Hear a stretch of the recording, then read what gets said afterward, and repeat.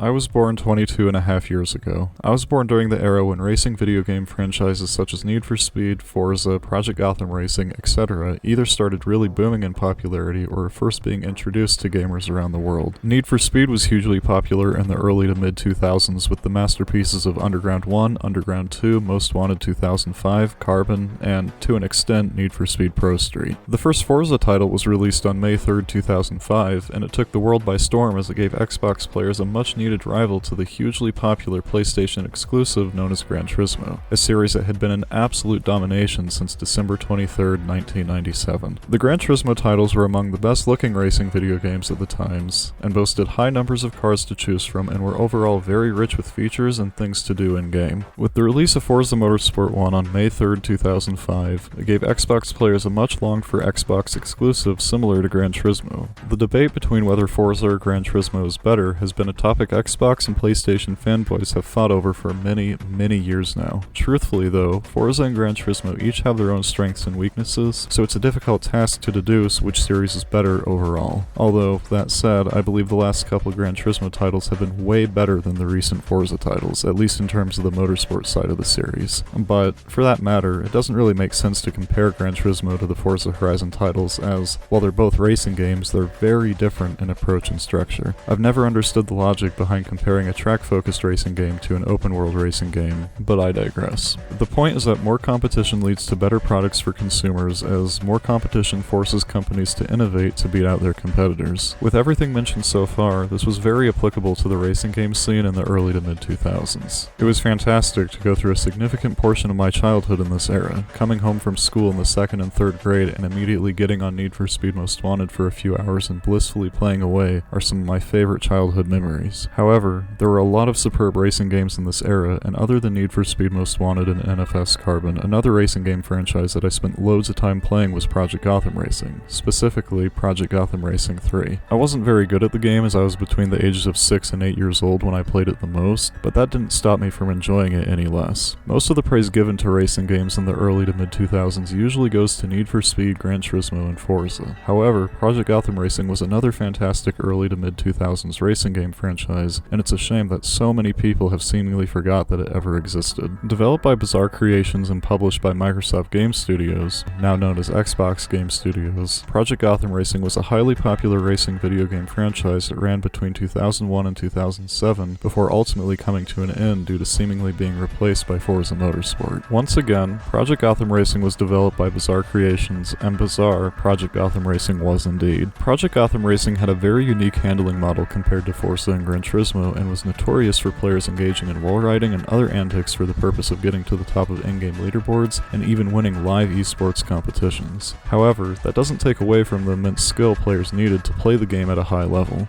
Beating or matching players such as Chomper, Handewasser, Davy Skills, and other top players I've not mentioned in this video was no easy task, even despite the wall riding. The esports scene of Project Gotham Racing was huge, and many top players in the Forza titles today have their roots in the PGR series. With its solid car selections, fun and varied track lists, as well as time attack modes and other online features that were ahead of its time, PGR was fun to play both casually and competitively. Also, not to forget the arcade machines and the garage spaces where you could play minigames such as Geometry Wars 1 and 2. The Project Gotham Racing series saw 4 games in total. Project Gotham Racing 1 came out on November 15, 2001, PGR 2 came out on November 17, 2003, PGR 3 came out on November 22, 2005, and PGR 4 came out on October 2, 2007. Unfortunately, I only ever got to play PGR 3. I feel like I really missed out on not playing the other games. One of these days though, I'll absolutely have to play PGR 1, 2, and 4 as I crave to have the full Project Gotham Racing experience. If PGR 1, 2, and 4 is anything like 3 was, I have no doubt that I'll enjoy it. Anyhow, Project Gotham Racing was known for its quirky handling and playstyle, and while some people despised it and preferred the more traditional style of Forza and Gran Turismo, for me and a lot of others, there was something about the weird handling and general quirkiness of Project Gotham Racing that made it so appealing and so memorable. Project Gotham Racing was an excellent racing game franchise, and it's a real shame that it's gone. While the over 6 million overall sales of the Project Gotham Racing series doesn't sound like much compared to the 16 million overall sales of Forza, the 90 million overall sales of Gran Turismo, and the 150 million overall sales of the Need for Speed series, 6 million is still a gargantuan number. And speaking of 6 million, don't forget to like this video and subscribe to this channel for more videos videos like this in the future. With 322 subscribers as of the time of writing this script, this channel only needs another 5,999,678 subscribers to reach 6 million. I can almost taste it.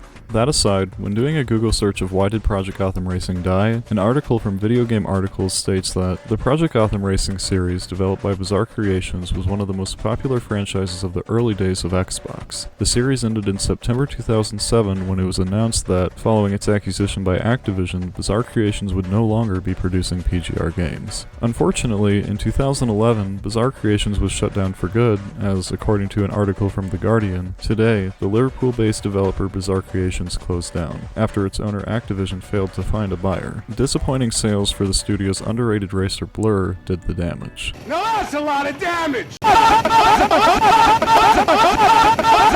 It's truly a real shame. According to an IGN page, at one point, Turn 10 Studios considered rebooting the PGR series with Project Gotham Racing 5, but that project was ultimately cancelled and didn't go anywhere. Another attempt to reboot the PGR series was pursued by Playground Games, but that also didn't go anywhere in terms of properly reviving the PGR series. According to a GameRant article published on June 15, 2022, the brief chance Project Gotham Racing had of being brought back was turned down by Microsoft. However, as revealed by the studio head at Playground Games, Trevor Williams in a recent interview with GQ, reportedly, Williams had pitched Playground Games taking over the PGR series and was immediately declined. The story quickly turned around for Williams after he was asked what Playground Games would do with a Forza spin-off. Williams then, almost on a napkin, pitched what would go on to become the incredibly successful Forza Horizon series. I guess, in a way, we got a reboot of Project Gotham Racing in the form of the Forza Horizon series, but to call Forza Horizon a reboot of Project Gotham Racing is a stretch in my opinion, and does the excellence of Project Gotham Racing an immense disservice. Despite the issues of the latest Horizon releases, the Forza Horizon titles are, overall, fairly good in their own right, but to call Forza Horizon a PGR reboot is quite the stretch in my eyes. Truthfully, though, I don't think there'll ever be another racing game franchise that replicates and captures the fun and quirkiness of Project Gotham Racing. The death of Project Gotham Racing is tragic indeed,